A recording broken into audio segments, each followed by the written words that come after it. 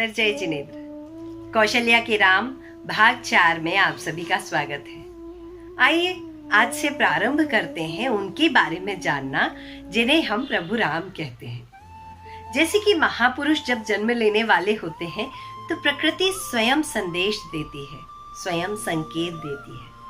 वह संकेत माता को उनके गर्भ में अलग अलग तरह के दिव्य स्वप्न दिखाकर भी दे देती है। कुछ ऐसा ही हुआ माता कौशल्या के साथ। उन्हें स्वप्न में सफेद हाथी, सिंह, सूर्य और चंद्रमा के दर्शन हुए। इन दर्शनों के साथ ही माता सुमित्रा ने भी कुछ दिव्य स्वप्न देखे थे। माता कौशल्या ने जब राजा दशरथ से अपने इन स्वप्नों का अर्थ पूछा तो राजा दशरथ अत्यंत प्रसन्न हुए और उन्होंने कहा कि आपका जो पुत्र होगा वह अंतरंग और बहिरंग दोनों तरह के शत्रुओं का नाश करने वाला होगा। वह एक परम विजेता होगा। माता सुमित्रा ने जो दिव्य स्वप्न देखे उन स्वप्नों के बारे में अपने पति राजा दशरथ को बताया तो राजा दशरथ ने कहा कि तुम्हारा पुत्र जो होगा वह युग प्रधान होगा। माता कौशल्या, माता सुमित्रा, केकया और माता सुप्रभा चारों माताएं प्रसन्न हो जाती हैं इस बात को जानकर। अब जब ये कथा आगे बढ़ती है तो चारों माताएं एक एक पुत्र को जन्म देती हैं। माता कौशल्या के होते हैं पुत्र और उन पुत्र का नाम रखा जाता है पद्म। पद्म या कह दे आज के युग में जिन्हें हम राम के नाम से जानते हैं। माता कौशल्या के पुत्र के बाद माता सुमित्रा के पुत्र का जन्म होता है। उनका नाम रखा जाता है लक्ष्मण, हरि या कहें लक्ष्मण। ऐसा कहा जाता है कि जब लक्ष्मण जी का जन्म हुआ तो जो शत्रु लोग थे, जो शत्रु थे राज्य के, उन सभी के राज्य में विपदाएं आ गई और जो मित्र राज्य थे उनके राज्य में सुख संपदा आ गई। इतने खूबसूरत पवित्र जीव जब जन्म लेते हैं तो कुछ अनोखी घटनाएं घट ही जाती हैं। माता केकया के पुत्र भरत, जो कि जगत प्रसिद्ध हैं, और इनका नाम माता केकया ने जो चक्रवर्ती राजा भरत प्रभु आदिनाथ के पुत्र हुए हैं उनके नाम पर यह नाम रखा। और माता सुप्रभा के पुत्र शत्रुघ्न के नाम से विश्व विख्यात हुए। अब कथा आती है चारों बालकों की शिक्षा की। तो कथा कुछ ऐसी है कि काम्पिल्य नगर में एक शिख नाम का ब्राह्मण रहता था और उसकी एक स्त्री थी जिसका नाम ईशु था। उसकी चेष्टाएं कुछ उलाहना भरी थी। इस कारण से कुपित होकर उसके माता पिता ने उन्हें घर से निकाल दिया। अब यह जब घर से निकले तो राजगृह में पहुंचे। राजगृह में वैवस्वत नामक एक विद्वान थे जो कि लगभग 1000 शिष्यों को धनुर्विद्या सिखाया करते थे। वहाँ ऐरा नाम के एक व्यक्ति बिना किसी को बताए धनुर्विद्या की शिक्षा लेने लगे। अब यह बात राजा तक पहुंची कि जो वैवस्वत नामक व्यक्ति हैं, जो गुरु हैं, जो शिक्षा दे रहे हैं, उस शिक्षा में दूसरे बालक भी शिक्षा ले रहे हैं और ऐरा नामक एक व्यक्ति जो विदेशी व्यक्ति है वह वहाँ शिक्षा ले रहा है और उसे हमारे राजकुमारों से ज़्यादा ज्ञान हो चुका है। इस बात पर राजा कुपित हो जाते हैं और गुरु वैवस्वत को अपने सभी शिष्यों के साथ राजमहल में बुलाते हैं। राजमहल में पहुंचते से ही वैवस्वत समझ जाते हैं कि ऐरा नाम की जो कथा है वह उनके लिए परेशानी का कारण बनने वाली है। वह ऐरा को धीमी आवाज में यह बता देते हैं कि उन्हें अपनी प्रतिभा का परिचय नहीं देना है। राजन एक निशाने पर सभी शिष्यों को निशाना लगाने के लिए कहते हैं। सभी शिष्य सफल हो जाते हैं परंतु ऐरा असफल हो जाते हैं। राजा को लगता है कि जो कथा, जो बात उन्होंने सुनी है वह उपयुक्त नहीं है, वह झूठ है, वह असत्य है। अतः वह वैवस्वत को क्षमा कर देते हैं और शिक्षा को आगे बढ़ाने देते हैं। इधर ऐरा वह राज्य छोड़कर अयोध्या नामक नगरी में आ जाते हैं।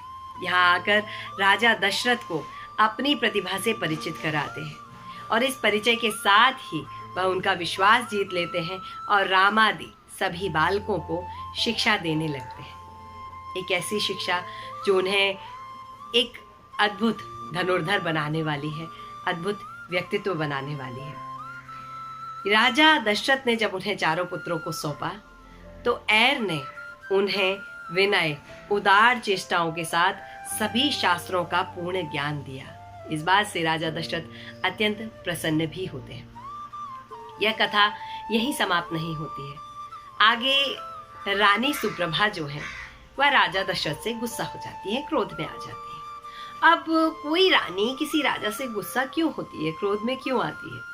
इस बात के लिए तो कई सारे कारण हो सकते हैं, परंतु यहाँ पर एक कारण है कि राजन जब अष्टानिक पर्व आते हैं तो प्रभु की भक्ति में लग जाते हैं, जिनेंद्र देव की अर्चना करते हैं, पूजन करते हैं, अभिषेक करते हैं, सोने चांदी की द्रव्यों से विधान करते हैं, और इस सब के बाद में वह गंधोदक सभी रानियों तक पहुंचाते हैं। रानियों के पास जो गंधोदक लेके जाती हैं, तो बाकी 3 रानियों के पास तो गंधोदक 3 कुमारी कन्याएं लेकर जाती हैं, जो कि उस महल की दासियां तो हैं, परंतु कुंवारी प्यारी सुंदर सी कन्याएं हैं। परंतु जो रानी सुप्रभा है उनके पास गंधोदक लेकर कंचुकी जी जाते हैं, जो कि वृद्ध हैं।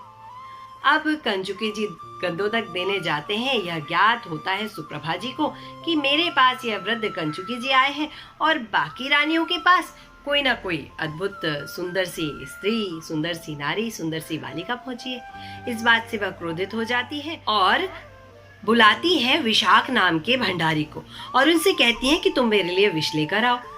अब विष लेकर तो भंडारी चल देते हैं, लेकिन वह संकोचवश, किसी कारणवश, दुविधावश, परेशानीवश रानी की आज्ञा का पालन भी करना है, और उनके कदम राजमहल की ओर बढ़ नहीं रहे हैं। फिर भी प्रयास करके रानी सुप्रभा के महल तक, उनके कक्ष तक पहुंचते हैं। परंतु उसके पहले ही राजा दशरथ, जो कि जान चुके हैं कि रानी सुप्रभा किसी कारणवश उनसे क्रोधित हो गई हैं, तो वह पहुंच जाते हैं उन्हें मनाने के लिए। वह उन्हें जाकर मनाते हैं, तब तक भंडारी पहुंच जाते हैं और जाकर कहते हैं, लीजिए रानी, मैं विष ले आया। इस बात पर राजा कुपित होकर कहते हैं कि तुम मूर्ख हो क्या, यह क्या करने चल दिए थे? इस बात पर भंडारी उनसे क्षमा मांगता है और पूरी कथा कह देता है। कंचुकी जी को बुलाया जाता है। वृद्ध कंचुकी धीरे धीरे कदम रखते हुए वहां पहुंचते हैं।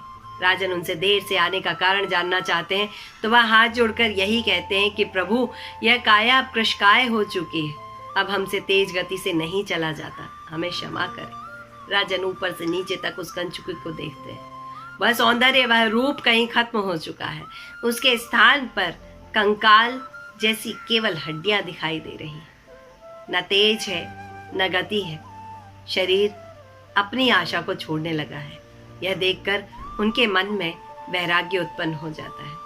उस वैराग्य का साथ कुछ ऐसा मिलता है कि तभी, उसी वक्त, उसी समय भूत हित मुनिराज जो हैं, वह सरयू नदी के तट पर आते हैं। राजन उनके आहार आदि की व्यवस्थाएं करवाते हैं और उनके दर्शन करने के लिए उनके पास पहुंचते हैं।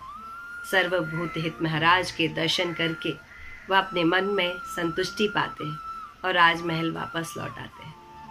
इक्ष्वाकु वंश के राजा, इनके मन में वैराग्य धारण करना तो उनकी नियति ही था। जैसे वही राजा दशरथ के मन में उस वैराग्य हेतु अंकुरण फूटने लगते हैं। जिनेंद्र देव की भक्ति, उनकी अर्चना, उनकी साधना, मुनिराजों की उपासना, यह कार्य राम वंश के लोग, राम के पूर्वज बहुत काल से कर रहे हैं। एक कथा प्रभु राम की, जिसको पढ़ते ही बड़ा आनंद आता है। सचमुच मैं धन्यवाद ज्ञापित करती हूँ कि आप सभी के साथ में मुझे फिर से यह कथा पढ़ने का अवसर मिल रहा है। इस आनंद की अनुभूति के लिए बहुत बहुत धन्यवाद। आप सभी के ज्ञान की, आप सभी के धर्म की, आप सभी की चर्या की अनुमोदना। मुझे आज्ञा दीजिए। नमस्कार, प्रणाम, जय जिनेंद्र।